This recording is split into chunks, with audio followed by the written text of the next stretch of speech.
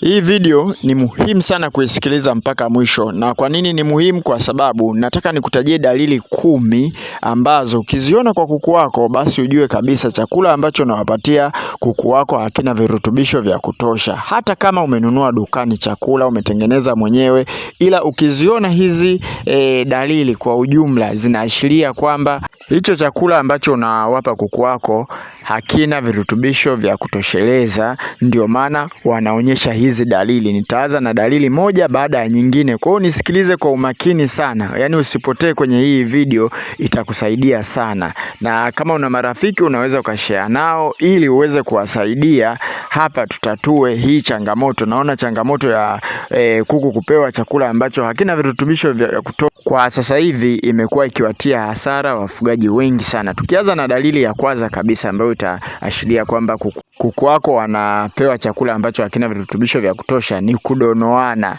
Hii ni hasa kwa vifaranga ambao waga wanatumiaga starter. Mara nyingi sana vifaranga wale wa wiki 2 mpaka wiki 3 waga wanaonyesha hii dalili ya kudonoana. Ukiona kuku wanadonoana, ujue kabisa chakula ambacho unawapatia hakina virutubisho vya kutosha au hakina virutubisho sahihi. Manake kuna baadhi ya virutubisho mimi waga navionaga kwa mfano kwa wafugaji ambao wanachanganya chakula. Kuna baadhi ya kanuni mimi waga naletewa. Mtu anakuja anasema kuku wangu wanadonoana, namwambia unatengenezaje chakula? Anasema kuna kanuni waga natumia kutengeneza chakula, na hebu nipatie hiyo kanuni. Akinipatia ile kanuni, nikikagua mle nakuta kuna baadhi ya vitu vimewekwa ambavyo hivyo vitu kuku yeyote yule akila, yani ukimpa hata saizi, yani hata kwamba unitafute nikwambie mpatie kuku wako kitu fulani, siku ya pili kesho asubuhi utakuta wanadonoana. Na hii ipo sana kwa vifaranga ambao nimetaja huo umri, lakini pia na kuku wa mayai, wale kuku wanaotaga hasa layers wenyewe kabisa, wale pale ndio huwa wanadonoana, yani wanakulana kama mazombi hivi. Lakini changamoto kubwa huaga inakuaga ni chakula ambacho unawapatia wale kuku. Sasa kama una hii changamoto tena nisisitize kabisa, kama una hii changamoto kuku wako wanadonoana, tutafute KingoFarm tukupe kitabu ambacho kina kanuni sahihi ya kuchanganya chakula. Sisi tunavyo vitabu ambavyo tumefanya research kwa muda mrefu hapa shambani kwetu. Sisi pia tunafuga. Yaani tuliwapa kuku, kama kuna kitu tulikosea tukaja tukarekebisha, tukawapa tena mpaka zilipokaa sahihi, ndio tukaziandika kwenye vitabu vyetu, kisha tukawa tunaviuza hivyo vitabu. Gharama hivi vitabu ni shilingi 10,000 na ni soft copy tunakutumia kwa njia ya WhatsApp. 10,000 inamaanisha kitabu moja kinauzwa shilingi 10,000, tutakutumia soft copy kwa njia ya WhatsApp. Hatuna hard copy. Usije ukapiga simu ukasema mimi nataka kitabu chenyewe hard copy. Hapana, hiyo hatuna. Wewe utapewa soft copy, unaweza ukaenda stationery ukaiprint vizuri kabisa kama una hii changamoto. Changamoto ya pili ni kuku kula mayai, kuku wanaotaga. Kama unao kuku wanaotaga wanakula mayai yao, tena pale inatakiwa uangalie vizuri. Unajua kuna vitu vingine, yani sisi ukitupigia simu ukatuambia kuku wangu wanakula mayai, tunakuuliza wanaanza kula kitu gani, kiini au gamba la nje? Kama wanakula gamba la nje, huo ni ukosefu wa calcium.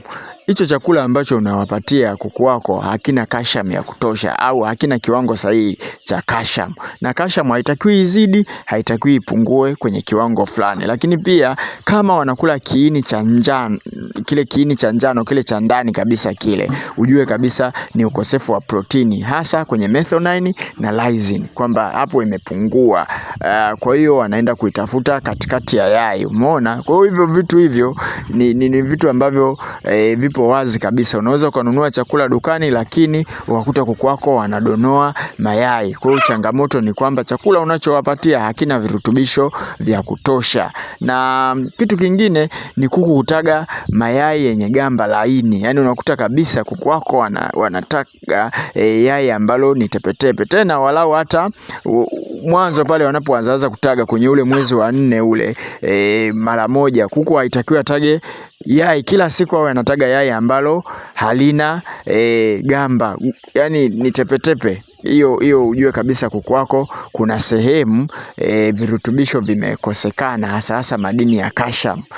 Ndio maana sisi kanuni zetu kuna vitu vingine waga tunaviweka, tukimpa hata mfugaji au mtu mwingine aliyezoea kuchanganya kanuni hizi nyingine, anasema kabisa hii kanuni imekosewa kutokana na vitu ambavyo sisi tunaviweka, lakini vile vitu sisi tunakuwa tumevistudy kwa muda mrefu. Ukipata vile vitabu vile ambavyo nimekutajia hapo nyuma, vitakusaidia sana kwenye hii issue. Yani sisi kanuni yetu ukitumia ya kutoka kwenye kitabu chetu, kila kitu kinakaa sawa. Ni kanuni ambazo tumetumia muda mrefu sana kuzitengeneza.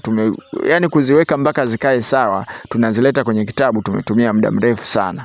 Changamoto nyingine ni kuku kuto kukua vizuri, kukosa ukuaji mzuri wa kuku, yani udumavu.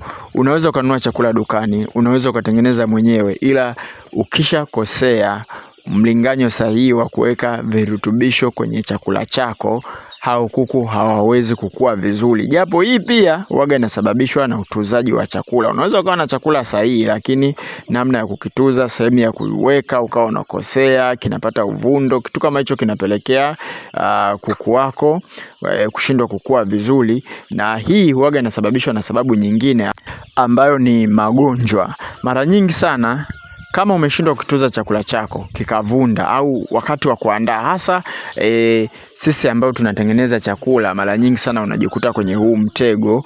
Umechukua pumba, umechukua dagaa, umechukua mashudu, lakini kitu mojawapo tu hapo kikawa kimevunda. Labda pumba ya dagaa imevunda, au pumba hujaanika vizuri, unyevunyevu ule haujatoka, pumba sio kavu. Hichi kitu kitakwenda kukusababishia kuku wako wapate magonjwa, na hivyo washindwe kukua vizuri kama ni kuku ambao wanakuwa.